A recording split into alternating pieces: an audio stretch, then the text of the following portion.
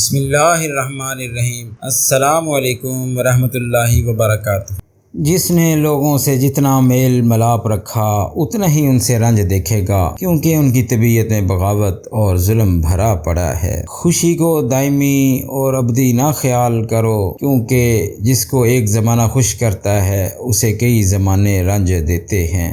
زمانہ کے مصائب سے نہ گھبرا، کیونکہ احمق شخص ہی حوادث زمانہ پر بے صبری کرتا ہے۔ اگر آج کا رزق تجھ پر تنگ ہو جائے تو کل تک صبر کر، شاید کہ زمانہ کے مصائب تجھ سے دور ہو جائیں۔ عبادت ایسی کرو کہ جس سے تمہاری روح کو مزہ آئے۔ جو عبادت دنیا میں مزہ نہ دے گی وہ عاقبت میں کیا جزا دے گی۔ 3 چیزیں سخت تر ہیں: جوانی میں مفلسی، سفر میں بیماری اور تنگ دستی میں قرض۔ اپنی ظاہری حالت ہر حال میں اچھی رکھ، خواہ زمانہ تیرے کتنا ہی ناموافق ہو۔ ایمان کا دشمن جھوٹ، عزت کا دشمن سوال، عقل کا دشمن غصہ اور دولت کی دشمن بددیانتی ہے۔ جو شخص خطروں پر سوار نہ ہو وہ مرغوب چیزیں حاصل نہیں کر سکتا۔